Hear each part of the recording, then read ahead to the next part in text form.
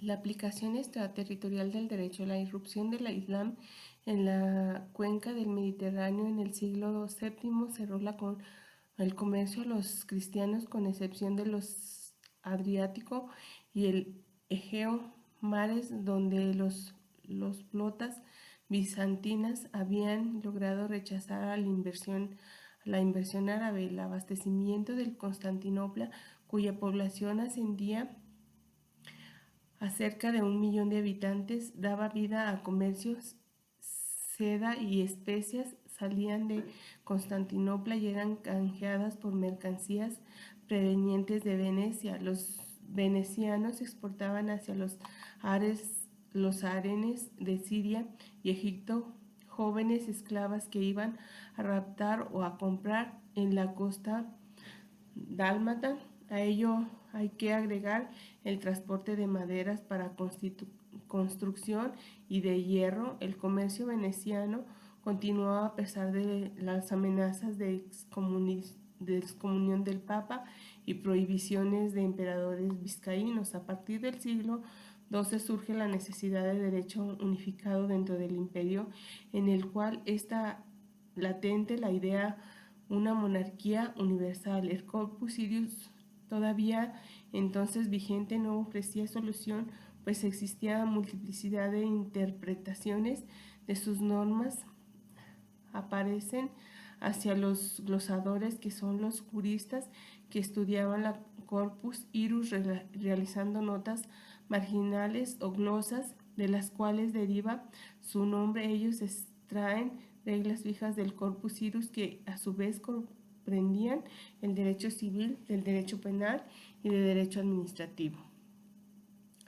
Los posglosadores son seguidos por los posglosadores conocedores de los derechos locales, creados de una primera sistematización de Cuellan, Bortulus, Baldus, Bartolus, 1314-1357, crea la teoría de los estatus que dominan hasta el siglo pasado y todavía en presencia tiene vigencia feriada. El siguiente ejemplo, los estatus franceses. En Francia, en el siglo XVI, los jurisconsultos ven necesaria la orden las múltiples normas consuetudinarias territoriales, el derecho tradicional con su procedimiento formulista, sus ordalias, sus duelos judiciales, sus jueces reclutados en el poblado rural, que conocía únicamente el derecho consuetudinario que se había poco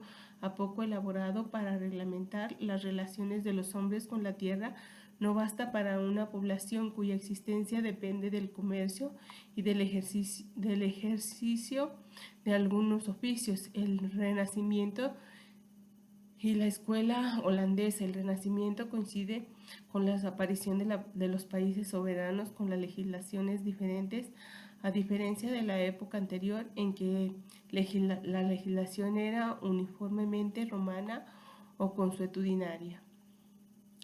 En los Países Bajos, Ulricus Huber, 1636-1694, busca la solución por medio de la comunista Gentium. La cortesía internacional, siempre que exista reciprocidad, no se abandonan los estatutos con la aplicación de los derechos del derecho extranjero por motivo de cortesía y reciprocidad se transita hacia el derecho internacional privado moderno. Huber reduce los principios de la escuela 3 axiomas. Primer axioma es: las leyes de cada Estado reinan en los límites de este régimen sobre súbditos, careciendo de fuerza fuera de sus límites. 2.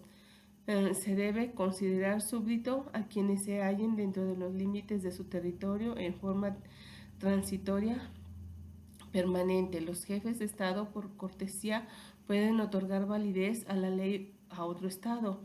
La influencia de la escuela holandesa ha sido importante en el derecho anglosajón, pues juristas escoceses estaban en los Países Bajos. Bill Savins en tomo octavo de su sistema del derecho romano, actúa en 1849, elabora el ámbito de aplicación territorial del derecho. Este derecho se refiere a la constitución política alemana, cuya diversidad parte estaban reunidas bajo la dominación imperial y cada estado obedecía a un poder doble de baja cuya influencia se desenvolvió en doble derecho positivo, el derecho territorial y el derecho común.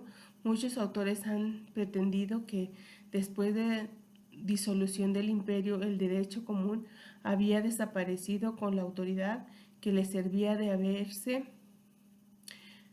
pero esta opinión que es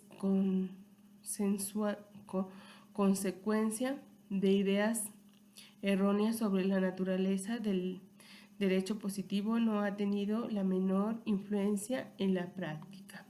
Dicho derecho común es otra cosa que el derecho romano actual, considerado a su aplicación particular en la Alemania, es decir, con las modificaciones que se han experimentado, modificaciones que contenidas todas ellas en las leyes del imperio son de poca importancia, pues las grandes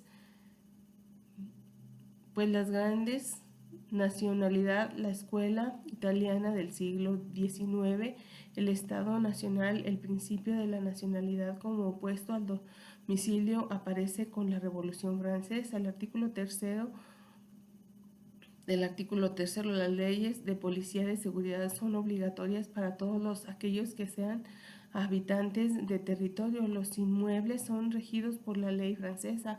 Las leyes relativas al estado o capacidad de las personas se aplican a los franceses aun cuando residen en el país extranjero.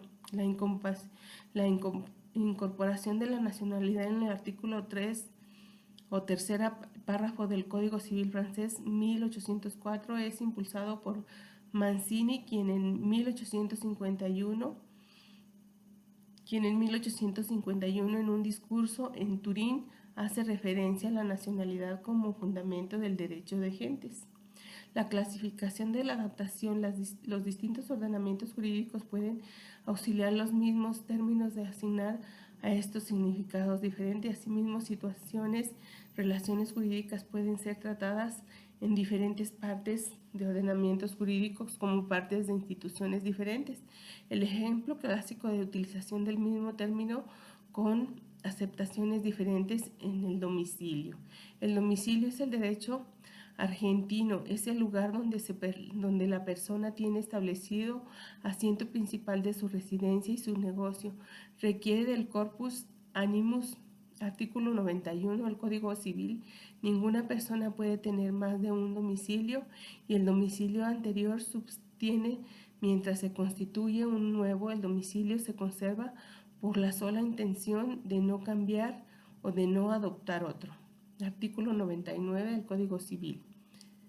Esta definición del domicilio coincide con la de los Estados Unidos de América, pero difiere del concepto inglés. Para el derecho inglés, el domicilio implica sujeción a un ordenamiento jurídico. Como Gran Bretaña está dividido en diferentes áreas legislativas jurídicas, no es igual a estar domiciliado en Escocia, en Gales o en Inglaterra, pues cada región es jurídicamente independiente. Este concepto de domicilio difiere a su vez del continental europeo, que admite la conciencia de domicilios en forma simultánea, pudiendo una misma persona tener más de un domicilio.